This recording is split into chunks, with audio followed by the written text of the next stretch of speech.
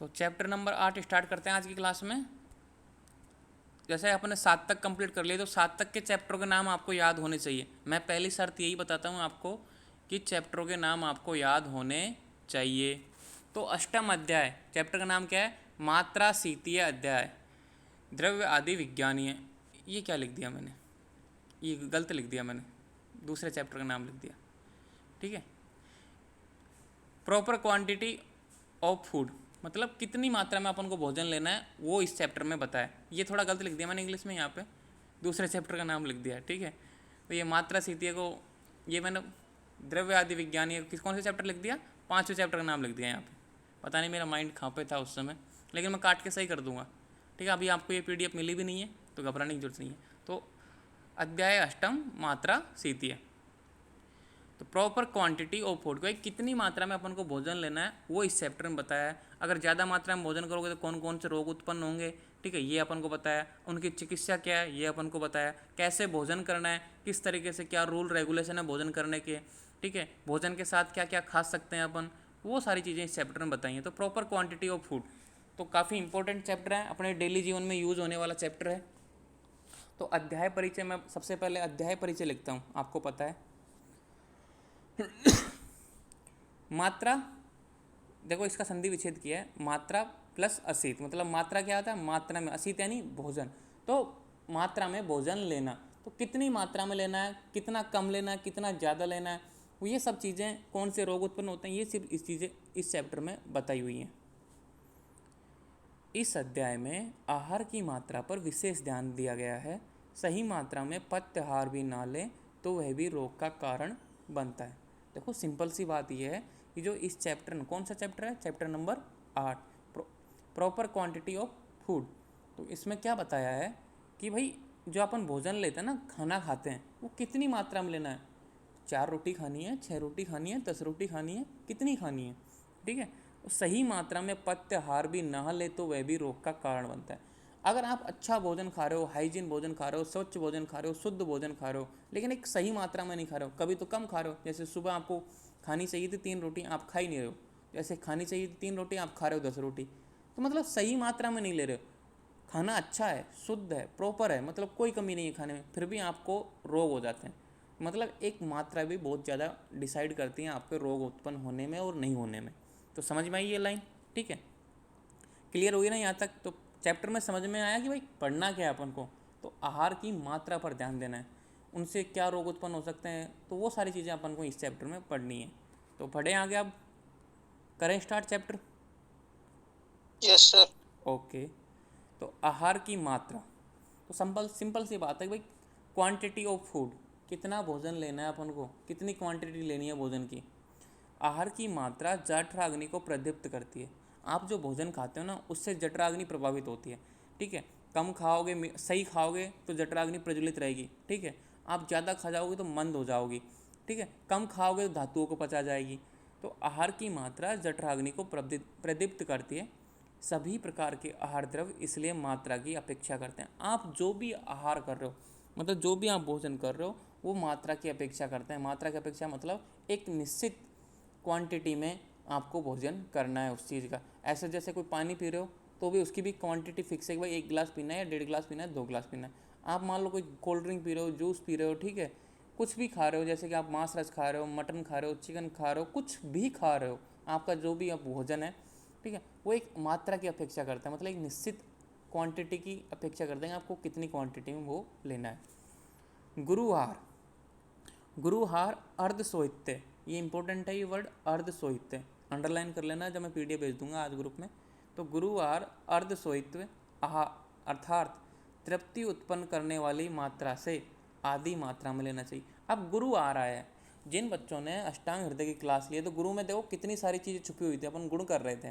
तो गुरु यानी गुरु तल आने वाला, कफ को बढ़ाने वाला, तो ऐसा भोजन जो कप को बढ़ाते हो, ठीक है, गुरु तल आते हो, स्निग्धता उत्पन्न करते हो, तो ऐसे भोजन, तो तृप्ति मतलब जितनी आप खा सकते हो, भाई मुझे 6 रोटी की भूख है तो आपको आधी, तो तृप्ति उत्पन्न करने वाली मात्रा से आधी मात्रा में लेना चाहिए। कौन सा भोजन? गुरुवार, मतलब जो गुरुवादी भोजन है एक तरीके से, जो गुरु उत्पन्न करता है, जिसमें गुरु गुरु गुण ज़्यादा हैं, ठीक है। अब जिन्होंने पदार्थ विज्ञान अच्छे से पढ़ी उनको पता है गुरु में कितनी सारी चीज़ें आती हैं, ठीक है।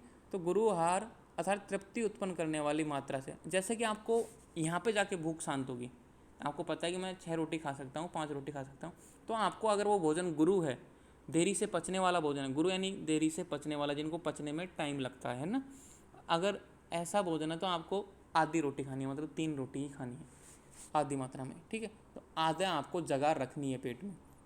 अगर आप लघु भोजन खा रहे हो, लघु आहार भी तृप्ति उत्पन्न करने वाली मात्रा से कम ही लेना चाहिए।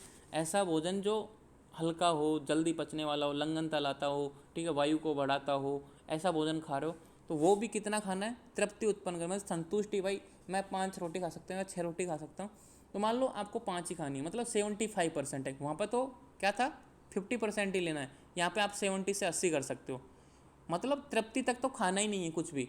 ऐसा नहीं है कि पेट आग, मतलब जो अपनी डकार आ रही है आपके गले तक भर गया और आप रुक ही नहीं रहे, ऐसा नहीं करना है। तो लघु आहार भी तृप्ति उत्पन्न करने वाली मात्रा से कम लेना चाहिए, ठीक है, ये बात ध्यान रखना।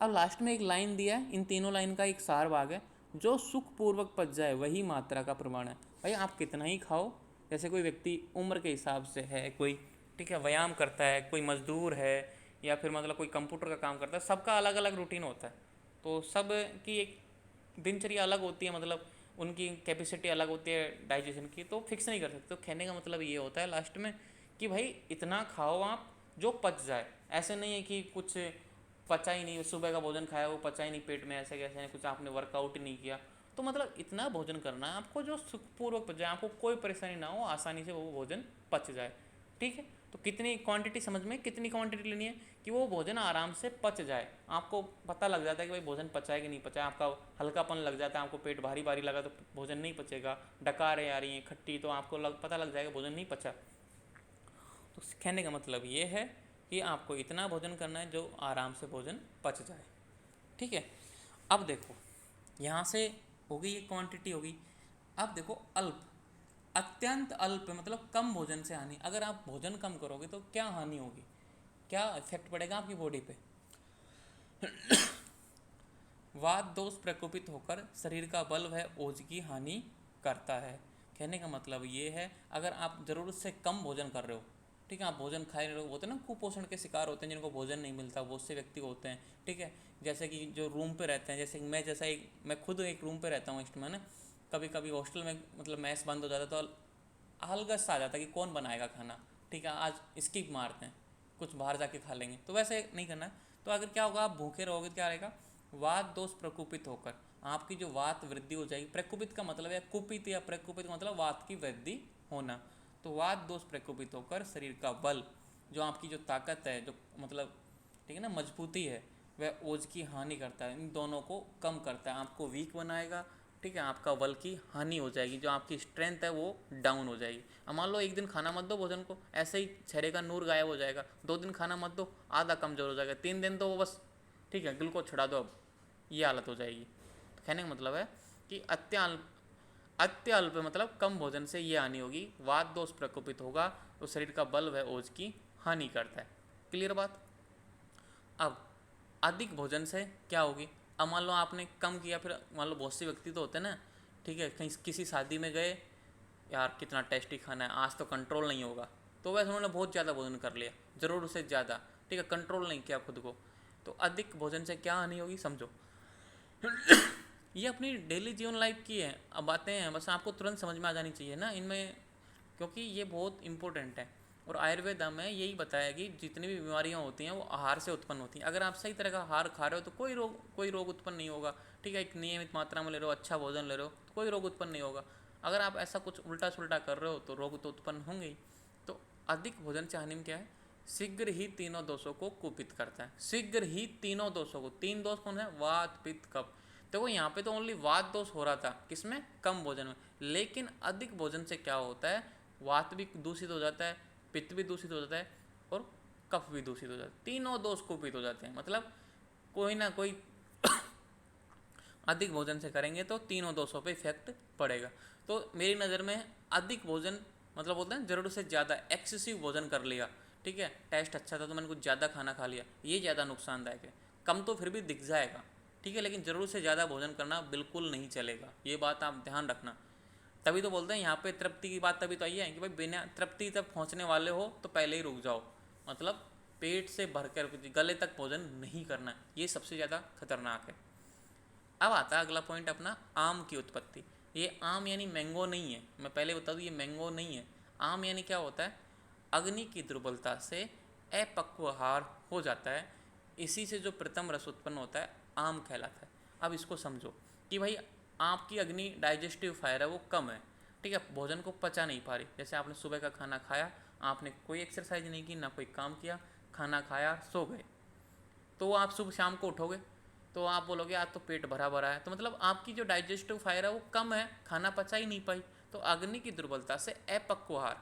अब मान लो जब कभी अपन सब्जी बनाते हैं, जैसे कि बीच में गैस खत्म हो जाता है तो अधपकी सब्जी रह जाती है ना, ठीक है, गैस खत्म हो गई तो आधी कच्ची सब्जी रह गई, तो वैसे ही अपने भोजन में जो भोजन पच रहा है, ठीक है, वो अपक्व रह जाता है, आधा पच जाता है और आधा ऐसा का ऐसा रहता है। तो अपक्व मतलब आधा कच्चा आधा पका मिक्स में रहता है, हो जाता है। इसी से जो प्रथम रस उत्पन्न होता है और जो भोजन तैयार होता है, मतलब पचने के बाद जो आहार रस तैयार होता है, आपको पता है भाई भोजन पचने के बाद में एक रस तैयार हो जाता है, मतलब एक जूस सा बन जाता है अपनी आमाशय और छोटी आंत में।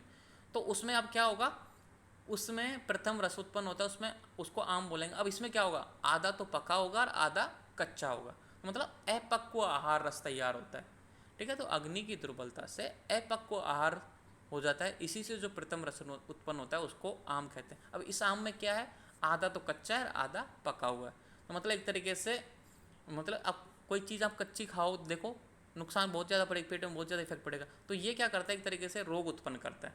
अब ये आम बन गया, ठीक है, मैं फिर बोल दूँ ये मैंगो वाला आम नहीं है, ठीक है। तो आगे बढ़ते हैं। तो आम की उत्पत्ति हो गई। आम कैसे उत्पन्न होता है, मतलब अपक्व रस। अपक्व का मतलब पूरी तरह से पचा नहीं है, पूरी तरीके से भोजन पचा नहीं है, मतलब अधपका है। इसमें आपका जो भोजन खाया ना जैसा का जैसा है उसी का रस बन गया, भोजन पूरी तरीके से पचा ही नहीं अपने बॉडी में जाने के बाद में। आम भोजन आम अवस्था कई व्याधियों को उत्पन्न करती है, जिससे अल्सक जिनमें अल्सक विसूचिका प्रमुख है। अब ये जो आम है, ठीक है, आम भोजन या आम अवस्था, अब ये जो आम बन गया ना इसको बोलते हैं आम अवस्था। ये बात ध्यान रखना, इसको आम भोजन बोल दो या आम अवस्था बोल दो, ठीक है। अपनी अग्नि कमज़ोर थी, अपन ने भोजन किया, ठीक है, वो फिर अध पका रहा, भोजन पूरी तरीके से पचा नहीं, ठीक है, तो मतलब आधा पक गया। बोलते ना कि यार कॉन्स्टिपेशन से हो रही है, मतलब कुछ ठीक नहीं लग रहा है, खट्टी डकारें आ रही हैं, तो आम बन गया आपके शरीर में। आम बनने का मतलब है आम अवस्था में आपका शरीर पहुंच गया कि आपकी बॉडी में अपक्व रस पूरी तरीके से पचा नहीं वैसा रस बन गया। तो ये कई बीमारियों को उत्पन्न करता है, कई व्याधियों यानी बीमारियों को उत्पन्न करता है, जिनमें अल्सक व विसूचिका प्रमुख है। अब ये अल्सक क्या है, विसूचिका क्या है, डंडलासक क्या है, मतलब ये दो प्रमुख हैं। तो ये दो प्रमुख है, इनके अलावा भी तो और हो सकती है ना। तो वो सारी चीज़ें, अभी नंबरों पे ध्यान मत देना, ये तो मैंने ऐसे समझने के लिए नंबर डाले हैं। अब ये मत सोचना कि भाई आम की वजह से ये रोग होते हैं, ऐसा कुछ नहीं है, ठीक है। ये नंबर इसलिए दिया ऐसे ही आपको एक हेडिंग क्वेश्चन आए भाई आम की वजह से उत्पन्न व्याधियों को आप अल्सर लिखो, विसूचिका लिखो, डंडलासक वहाँ नंबर दे दो। लेकिन अभी फिक्स मत करना भाई आम की वजह से ये 3 भी व्याधि होती हैं, ऐसा कुछ नहीं है, मैं पहले ही क्लियर कर दूँ, ठीक है। तो अब देखते हैं अल्सक। तो अल्सक से पहले मैं दोबारा ज्वाइन कर लो क्लास को तो सही रहेगा, ठीक है।